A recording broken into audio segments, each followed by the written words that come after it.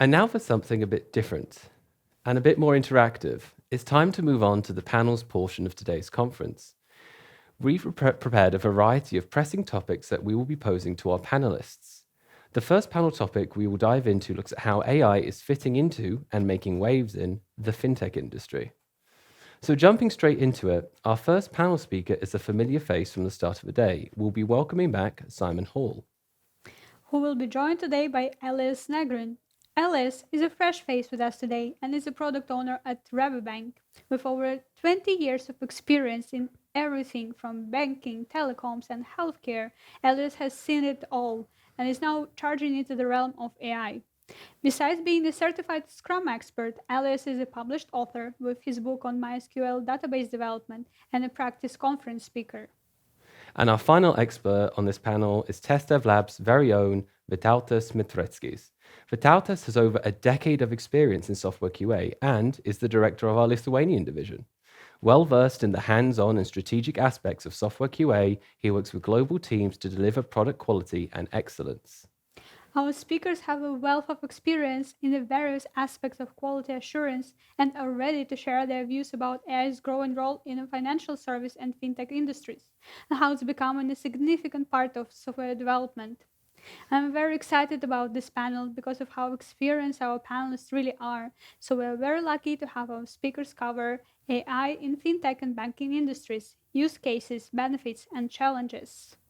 Welcome, everyone. Thank you all for joining us. Great, thank you. It's a pleasure to have you all here. Simon, you are a friendly face, and we have our two new faces, our very own Vytautas and Elias, who is joining us as well from Rabobank.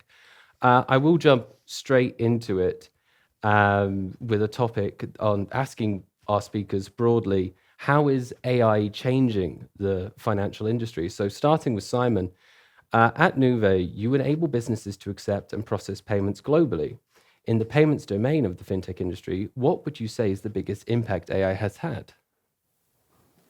Yeah, sure. So for us, we know AI is huge and will be huge.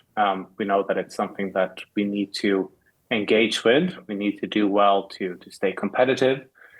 And we're taking steps. We have taken steps to be ready and to start that transformation, which include things like hiring for a chief AI officer, start having ideas collected from our employees.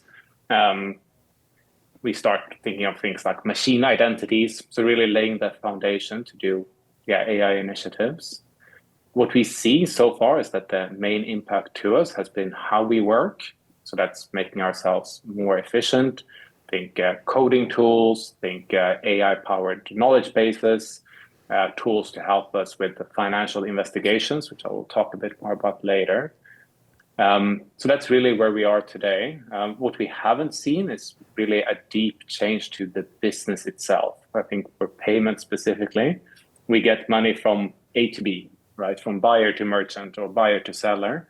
And at the core of it, it's very rules-based. And we're still seeing how things like generative AI will fit into this. Yeah, that's a really good answer. I guess we'll build on that with a question for Elias. Yes, Elias, jumping to you. So staying global, in the banking industry specifically, how is AI shaking things up? Is it maybe changing data analysis, user experience, or maybe safety? What would you say is the AI biggest impact? First of all, thanks a lot for inviting me, having me here. It's a real pleasure, and that's a really good question. I would like to start with, although AI, of course, is really, there is a lot of hype, everyone is talking about it, there is definitely a lot to learn and investigate and a lot of use cases.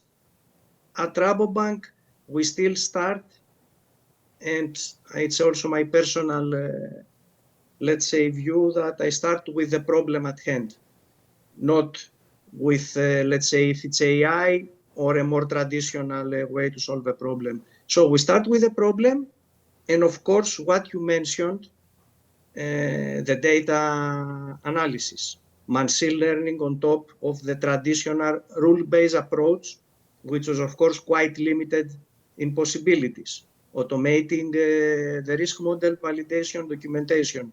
Actually, we did a hackathon with this kind of use case. Creating context-aware realistic test data based on domain-specific prompts and input to requirement analysis. This is a few of the use cases that we're investigating in order for us to be able to serve at the end the customer and internally on top of the regulations and policies. So in short, indeed, AI is very interesting and it's shaking things up. That's really interesting. Yes. Fantastic. And then turning to our own Vytautas, working with various fintech clients, how is AI transforming quality assurance? And what are the different challenges you see between fintech startups and these large established players? Hello, Josh. First of all, thanks for pronouncing my name very correctly. It's weird. So I remember myself starting in QA industry almost 20 years ago, and I remember that we were working like one QA to two developers. We were mostly working on functional testing, so basically checking if that button which I'm pressing is pressed correctly and does whatever needs to be, and does whatever this needs to do, and how payments are processing.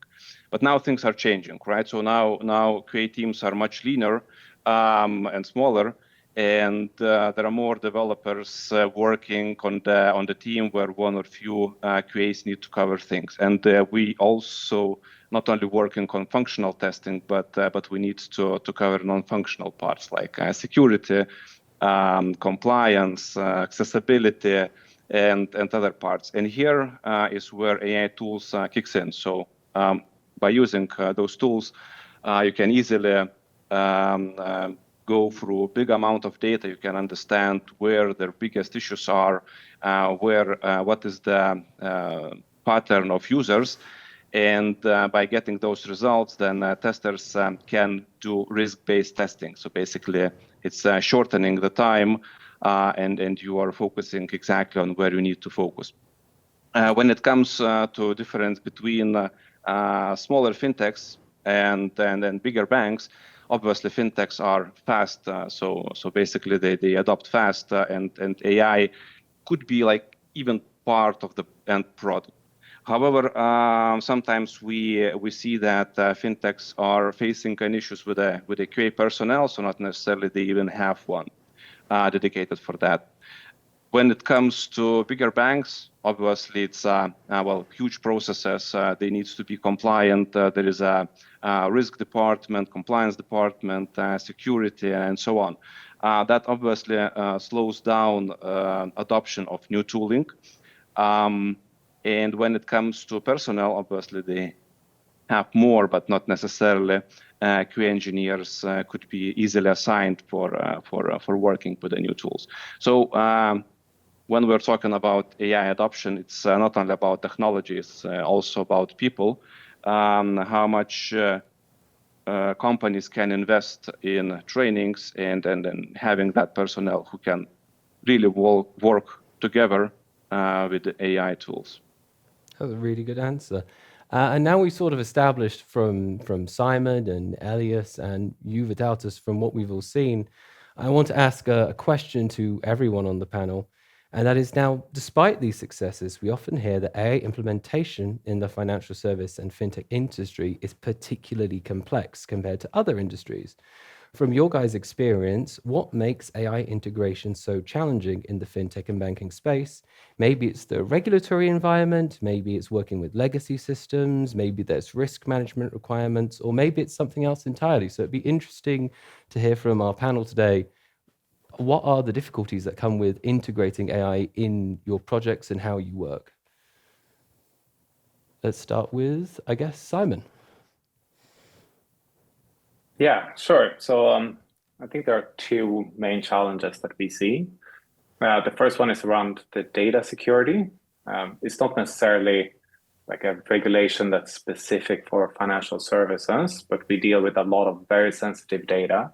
Things like people's payment information, like credit card numbers, but also people's personally identifiable information like passports, social security numbers, things like that. And we need to be very cautious with how we handle this information that we absolutely cannot misplace or lose, which also limits us with how we can use that information to effectively use different AI tools on top of. So that's one complicating factor for us. The second factor for payments specifically, or financial services more broadly, I suppose, is that it's very rules-based. So, for example, for payments, you need to always make sure that you screen these payments.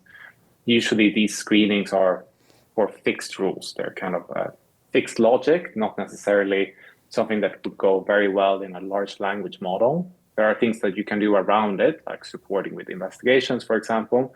But at the core of it, it's very kind of deterministic logic that goes into these systems. I think that's kind of summarizes it. No, that's a fantastic answer. And then I guess to Elias, do you have the similar rules-based approach that applies when you're working with Rabobank, or is there other things that you have to consider? I would second Simon on what he mentioned. Definitely data privacy, personal PII, personal identification information. Also in terms of who has access to actual production customer data is strictly segregated in what we call dev test and then pre-production systems. So because also reputational damage has a very high cost if some data leakage or security breach or whatever occurs. Now, on top of the screening and the rule-based approach, which is how we are mainly doing things, another big challenge with AI, and we have been very careful with this, is the explainability of the output. So, for example, if someone is deemed to be a high-risk customer, also, if you are using machine learning or AI models on top to enhance the rule approach, you really need to be in a position to explain to the regulators or to whoever audits or to whoever consumes this result. Also, it has to do with applications that consume output from transaction screening or customer risk detection, etc. Another thing is the fairness of the model and inclusivity. So you really need to be quite careful on the extra bias that you might introduce to the model, which is actually also, of course, humans. As humans, we are biased, but then we need to be careful on the fairness and inclusivity of the model if then you rely on AI on top of the rule-based approach. So I think these are the main concerns and challenges. Thank you. I think that's really good to hear. Both you've seconded what some of Simon said, and you've added some more into it. So that really helps paint a picture for maybe coming from both larger companies with Nuvei and Rabobank for smaller startups to see what it is like a bit and what they need to consider at the top of level when they are thinking about how they can use AI to enhance their own systems. We do have another question. Yes, we do would like to jump a little bit in the business side. And Simon, this question is to you. Payout helps marketplaces and platforms with split payments, seller onboarding, and payouts. Given your experience building reliable financial systems, where does AI fit into this picture for you? What are you working on right now? If you could tell us. Yeah, of course. I think Elias already mentioned a number of these points, but there are two use cases that I'd like to highlight. One is around transaction monitoring, and the second one is around customer onboarding KYC. For transaction monitoring, we indeed have rules-based rules that kind of dictates if a transaction should be flagged or not as a suspicious transaction that needs more investigation. But what we are looking into, or what we're applying, is AI to help us with this investigation. Again, we need to be able to explain why we take certain decisions, but AI can help us summarize the facts that we know about a particular payment and make the work for our analysts easier without necessarily taking the final decision in the end. And similarly for customer onboarding KYC, there is a screening process that needs to take place before you send any funds to an individual or a business. And this screening process has a number of steps. And these steps can also have AI assistance to help summarize the facts, maybe to raise certain risks that a human can then finally take a look at and then approve or disapprove. Thank you, Simon, for your answer. I think, seeing how excited you are about your products, we probably would have another session about this separately, but unfortunately we need to move on. So Elias, I'm moving to you. The next question is for you. You work on the risk detection platform at Rabobank. Can you tell us what AI and machine learning use cases you're currently implementing and how they're helping protect the bank and its customers? Yes, like it has been mentioned already also by Simon, the traditional approach is policies and regulations and then building business rule automation engines. Also for us, up to now, the approach is a kind of a batch process of the customer base and a calculation of the anti-money laundering risk. Also is used on the onboarding of a client, offboarding of a client, and also based on the risk you have periodic reviews, for example, every 1, 3 or 5 years, given the associated risk. Now, because this creates a kind of a lead time or a lag that with the modern world and the speed also that fraudsters work or try to scam potential victims, credit cards or whatever, we want to go to a model that is more proactive, first of all, so on an ongoing or perpetual due diligence, which means that we don't really want to scan the whole customer base, but we want to go also on if something changes more on event-based or real-time approach, which also reduces the number of people that are affected by this. So one is this, and the other is that instead of having a perceived risk, for example, Elias is a medium or high risk because of the rules and the indicators in the system, but maybe the actual risk based on other data that the rules cannot assess. So this is where machine learning gets into the picture. You can get an actual risk versus the perceived, and then that might lead to a significant reduction in the cases that normally the front end or the case analysts review, and they are of course getting in touch with the customer. So one is to reduce the false positives, and the other of course is to be able to identify earlier the risk. That was a good answer. And I do want to build on what you've just said, because you were talking about managing the risk and the processes that work in the time lag. You work really closely, Elias, with internal and external stakeholders to identify those legal and business requirements. So how do you get alignment on AI initiatives when different stakeholders may have various different understandings, and what's your approach to managing these conversations? First of all, we at Rabobank, there is a specific AI department, AI officers and people that are assessing the tools. There is a framework, a specific framework. There have been adaptations of many well-known Gen AI tools like Copilot, etc., in order to have the as safe as possible use of the tools to protect the bank, of course, and the customers. So there is a framework behind all of this. And anyway, this is built on top of the already minimum requirements that are necessary, for example, when you want to bring a new system, platform, or model into production. So in that respect, I think there is a good baseline on security, compliance, and the IT organization. Now, on the external business stakeholders, of course, you need to adapt the language For example, if you talk to legal and compliance, when you're talking to lawyers or other people that do not really understand the IT and technology jargon, you need to bring the right people, and from all angles, architects, IT people, business, legal, compliance, and understand their concerns and what everyone needs.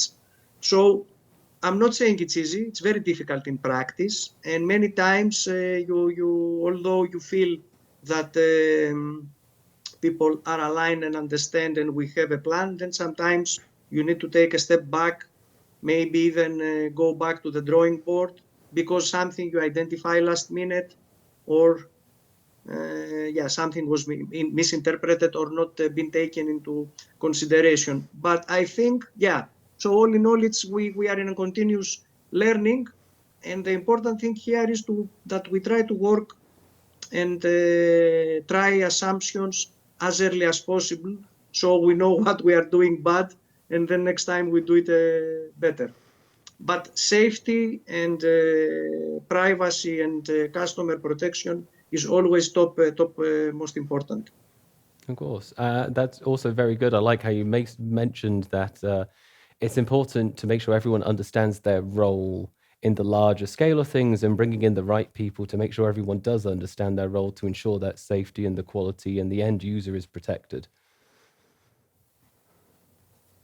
We do have another question aimed at Simon.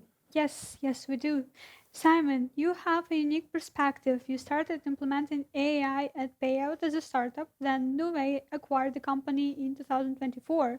How did this acquisition change your AI implementation process? What was different between the startup environment and being part of the larger corporation right now? Yeah, no, that's a good question. And of course, it is much more difficult to do this on a big company scale. So if I look at a simple example, let's say that we want to introduce new AI coding tools for our developer cohort. If I would do this at Payouts, let's say that we have a team of 20 people that would get this access to these tools. We know all 20. We know how they work. We can probably see them at the office. It's very quick to get them set up with new tools. We can do an evaluation of the different coding tools. Let's say we want to use Windsurf as a AI coding assistant. You can do a quick evaluation, purchase it for a limited amount of users, probably get a pay-as-you-go subscription, and you're started in no time, right? So, but if you work with a larger company, I think the IT organization of Nuvei is 900 people, something like that.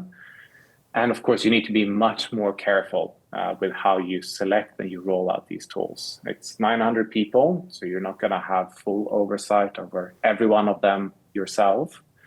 So the tools that you select need to be vetted, and you need to make sure that they really work for all 900 people, and that they don't introduce, security risks or other kinds of risks, for the company. Because at the end of the day, you deal with very sensitive information, which is the source code of your systems.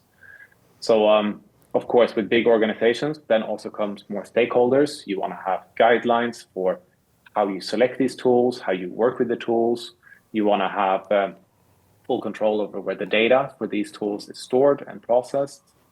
Also, commercials become more challenging because you need to make sure that it kind of works commercially. Whilst in a startup, you can just adjust as you go. I've grown appreciative of the challenge of doing this in large organizations. And that's just an edge that you have as a startup, that you can be so quick and nimble with. That's a fantastic answer. Thank you. And then bringing back in Vytautas, you have worked with various different fintech clients, and how does the organizational size impact the AI quality management practices you see in them, from maybe smaller startups to larger organizations? What is the big difference there? I think I can just once again repeat what was told. So AI quality management is not just about technology, but basically governance and security kicks in here, right? And then again, smaller startups are fast, agile, not necessarily always they are having strict governance, security rules, and compliance. And that potentially might go into the accidents like disclosing, exposing the client data or go into vulnerabilities. While larger banks, obviously, they have all those processes in line. That takes much more time when we're talking about implementation of AI, because even simply agreements between different departments of compliance, security, audit, everything needs to be audited in bigger banks. So that obviously takes more time to implement. What is interesting is that those two different kind of organizations looks that they're learning from each other, right? So bigger banks wants to be a little bit more agile and then go further, while startups obviously need to think about the security, compliance, and so on. So all in all, it's about responsibility as well. So you need to be secure, and you should not only build AI as a smart tool, but also as safe and accountable. Fantastic answer. And then going back to Elias. Yes, Elias, your risk detection tool provides risk rating for the customers. I would like to ask, how is AI enhancing fraud detection and risk assessment at Rabobank? What makes AI-powered approaches more effective than traditional rule-based systems? Yeah, nice question. I think I will repeat some things mentioned already.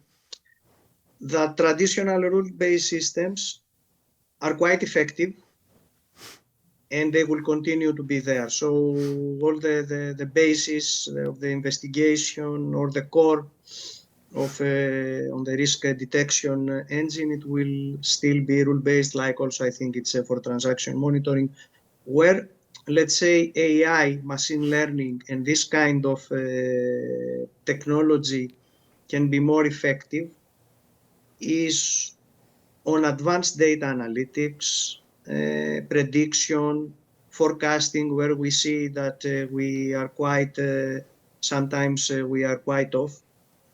On the future case backlog volumes, where I mentioned already that we really have a lot of false positives and false negatives. So this means additional investigation, where it's not needed.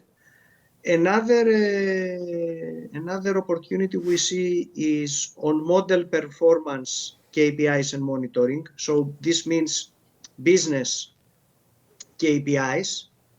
Of course, on the IT infra, predictive maintenance, defect minimization, we are also working a lot on coding assistance or test and input data creation, where we need large volumes of test data, and we can create them quite fast.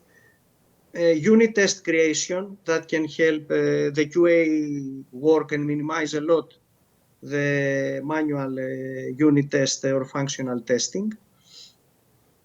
And then, yeah, so because AI also, of course, comes with a lot of caveats and challenges on itself. But in general, this is where we see the opportunity and where we can enhance the traditional rule-based approach. So it's not the one replacing the other. That's a great answer. I'm going to move on a bit and talk a bit more about those risks and challenges. In financial services, there's a constant tension between innovating with AI and managing risks carefully. How do you navigate this balance? We've talked a lot about the risks, the regulations, and ensuring the end user protection, but how do you go about navigating these? I'll pose that to Simon first, just because I'll give Elias's voice a breast. Yeah. No, it is a tension. And financial services is heavily regulated, and for good reason. We know we deal with people's money. We know we deal with people's very sensitive information. And that's the number one thing that we can never fail, to have people lose their money or misplace their money, lose their data. So the regulations are strict. There are also a difference in the level of strictness depending on what kind of financial service you provide. Like for example, for banks, the burden is very high, but for financial services, for payments, a little bit lower. But at the end of the day, that's the number one thing. And for older institutions, they have also grown this muscle over the years, right? So they've built up their reputation, they have their customers because people have trusted them because they have been trustworthy in the past. And I think how do we balance these risks? I think we balance the risk by making sure that we always keep control of our customers' money and data first. And that in practice, that means that it limits us a little bit with what we can do in terms of AI. But I think that's also for good reason. That's a good answer. And then to Elias, building on that as someone from one of those larger, more traditional banks where you do have that sort of muscle memory there, is there anything you'd like to echo from Simon's comments, or maybe add something in on managing the risks carefully that come with innovating with AI? No, not really, because at the end you need to manage the risk and what is your risk appetite, and of course you cannot really. I mean, it's all about managing risk. So customer protection, data protection, the reputation, the trust is always the topmost priority. So anything else, of course, no risk means no gain, but excessive risk is beyond appetite. So basically, no, I don't think I can add. I don't want to add anything to that. Fantastic. Thanks. Thank you. Thank you, Elias, very much for your answer. And to sum up all this conversation, I have one last question to all our panelists. For companies just beginning their AI journey in the financial services, what's your most important piece of advice? Should they start with small, proven use cases and build systematically, or is AI different enough that it requires a more experimental approach? That's a question to any of the speakers. So I guess back to Simon. Yeah, I can jump in for that one. I think you should always think of AI in kind of two categories. There's one which is enhancing how you do work yourself. Think of the AI note takers, coding agents, knowledge bots, things like that. And then there's the AI that goes into your product. I think for new companies, depends a bit on how new they are. If they're really an upstart that doesn't have a product yet, I think the first question is AI a part of your product? Is that your product proposition? Or do you have a more traditional product proposition and look to bolt on AI to it? If you look to bolt on AI, I think the most important thing is that you think of the use case that you want to solve for. It's not a hammer looking for a nail, but really, is there a problem that can be solved, or is there a service that can be provided that's just better with an AI engine attached to it? And I think that's the pitfall that so many companies have fallen into, that you just want to slap AI on anything. And at the end of the day, you spend a lot of money, you spend a lot of time and effort, but you come out with little results. And especially as a startup, I think nailing the use case is the most important thing. Fantastic. And then any notes from Elias on that? Advice for companies just starting? I would definitely echo. Like I said in the beginning, there's too much hype, and everyone is looking for using AI just for the sake of AI, or even naming maybe older techniques as AI, which is also quite blurry, and it doesn't give the. So for me, is find the right tool for the right use case, and search really for solving the problem, because at the end people care about results and serving their needs, not the technology behind this. Fantastic. So Vytautas, do you want to add anything to that? Is there anything you think people should take into account from the AI side when it comes to quality testing? Maybe they should be ready to experiment with the AI agents. Maybe they should be ready for just taking it a bit more cautious and being a bit more skeptical. I think the key takeaway here is that companies need to invest in people and in training. So smart people will produce smart products, and that's the very important part. Thank you. I think that's a beautiful note to end on. Invest in your people, and they will help you deliver fantastic products. That is all we have time for our questions, so we will wrap this up. But I'd like to thank you all for being here, talking to us about transaction monitoring, onboarding KYCs, the traditional approach versus new approach, how people can integrate AI, what they should watch out for, maybe some of the approaches they can consider, and what that does when it means when it comes to testing. It's fantastic to hear from you all, and I'd like to thank you all for being here today. It has been fantastic to hear from you all, and thank you for your time. Yes, thank you. It was Thank an you. absolute pleasure to have you today here. Thank you so much.